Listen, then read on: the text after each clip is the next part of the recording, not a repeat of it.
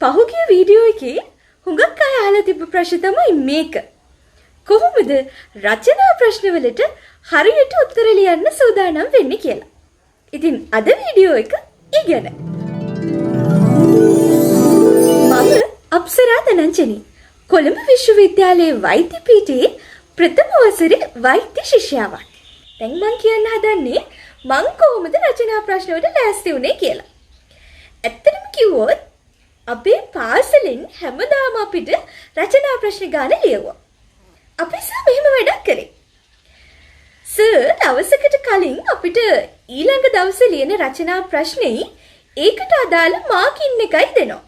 අපිට තියෙන්නේ මාකින් එක පාඩම් කරගෙන ඇවිල්ලා ඊළඟ දවසේ රචනා ප්‍රශ්න ලියලා පැය භාගයක් ඇතුළත සර්ට බාර දෙන එක.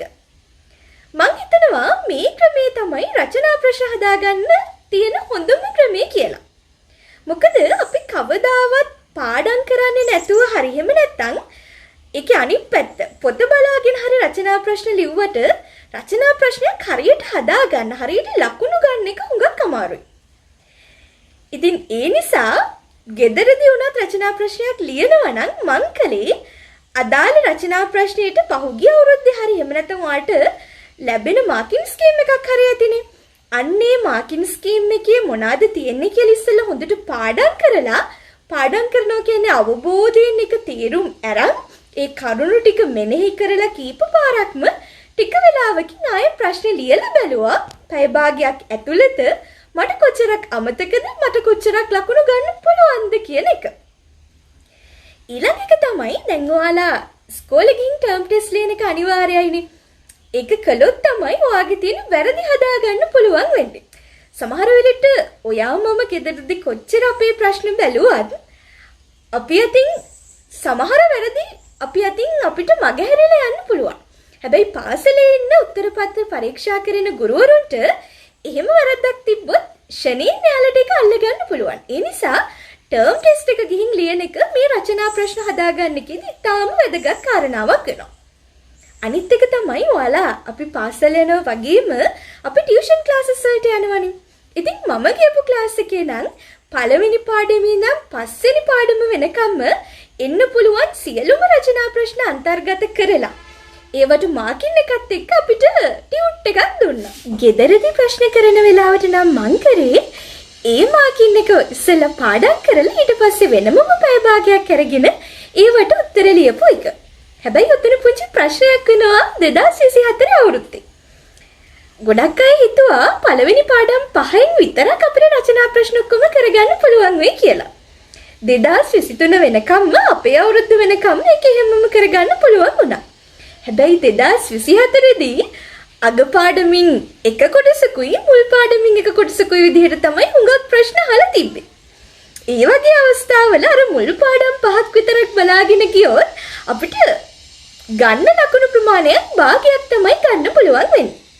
ඉතින් ඒ නිසා මම කියන්නේ මම මුල් පාඩම් 5 විතරක් බැලුවා නෙමෙයි මම ඒ ටියුට් එකේ තියපු ඔක්කොම රචනා ප්‍රශ්න අත්හදා බැලුවා, ලියලා බැලුවා, පාඩම් කරලා බැලුවා.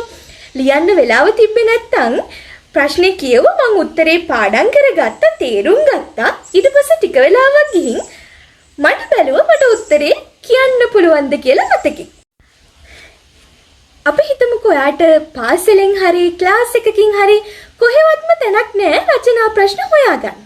එතකොට තියෙන ප්‍රශ්නේ තමයි කොහින්ද අනේ මම රචනා ප්‍රශ්න හොයාගන්නේ කියලා. හොඳම දේ තමයි පාස් පේපර්ස්. දැන් 2020 නම් 25 වෙනකන් ගත්තොත් අවුරුදු ගණනාවක පාස් පේපර්ස් තියෙනවනේ. අඩුම තරමේ පාස් පේපර්ස් 5ක්වත් තියෙනවා අලුත් සිලබස් එකේ. මේකේ තියෙනවා එක එක පාඩම් වලින් අහපු එකිනෙකට වෙනස් රචනා ප්‍රශ්න. ඔයාලට පුළුවන් අත්අදා බැලීමක් විදියට හරි පටන් ගන්න හරි ඔය තියෙන එක පළවෙනි රචනා ප්‍රශ්නයක් බොහෝ විට ඔක පළවෙනි පාඩමෙන් දෙවෙනි පාඩමෙන් නහන්නේ.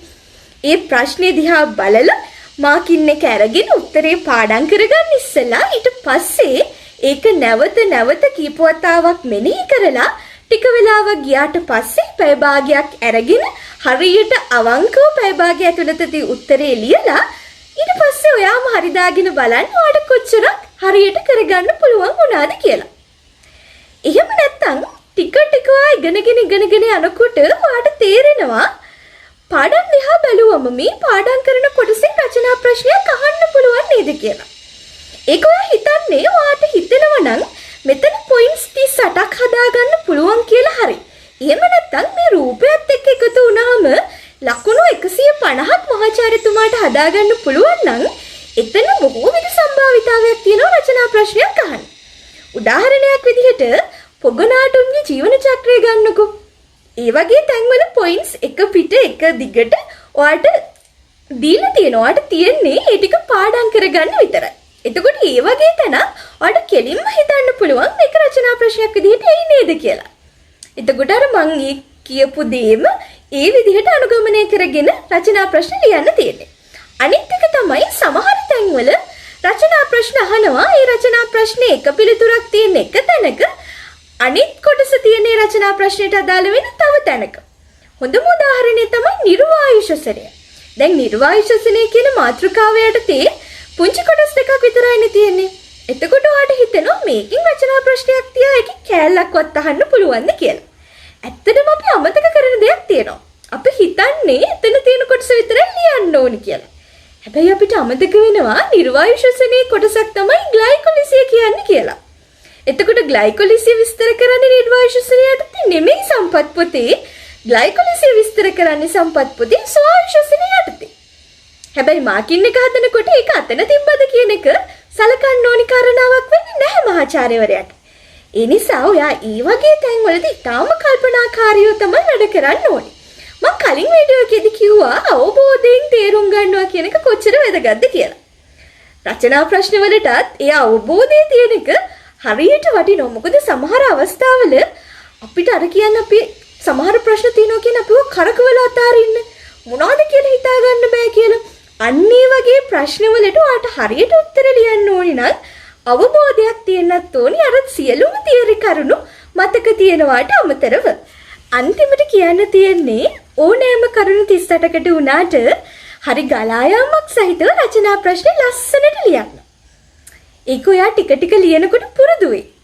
සමහර වෙලාවට අපි පොයින්ට්ස් දෙක තුනක් මාරු කරොත් සමහර වෙනම ප්‍රශ්නයක් නොවෙන්න පුළුවන්.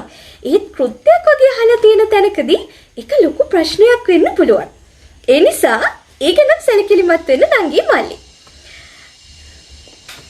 අනිත් එක තමයි නිතරම පාස් පේපර් එක ගැන අවධානයෙන් ඉන්න. ඔයාගේ අවුරුද්දට කලින් අවුරුද්දේ පාස් පේපර් එකට මොන වගේ වෙනස්කම්ද වෙලා තියෙන්නේ සහ මාකින් එක කොහොමද කියන එක ගැන අඩුම තරමින් මාස 6කට කලින්වත් ඔබේ විභාගයට ඒ ගැන දැනුවත් වෙලා ඒකට අනුව සූදානම් වෙන්න. ඉතින් හැබැයි දැන් ඒ ලෙවල් පටන් ගත්ත නංගි කෙනෙක්ට මල්ලි කෙනෙක්ට උනත් දැන්මම රචනා ප්‍රශ්න ලියන්න හුරු වුණොත් අන්තිමට ලියන්න තියනවා කියලා බය හිතෙන්නේ නැතිව හරියට රචනා ප්‍රශ්න ටික කරගන්න හැකියාවක් ලැබෙනවා. බයෝ ගැන කතා කරන්න තව හුඟක් දේවල් තියෙනවා. ඒව දැනගන්න channel එක subscribe කරලා දිගටම එකතු වෙලා ඉන්න. ඔයාලට තියෙන ප්‍රශ්නත් පහලින් කමෙන්ට් එකක් විදිහට දාන්න.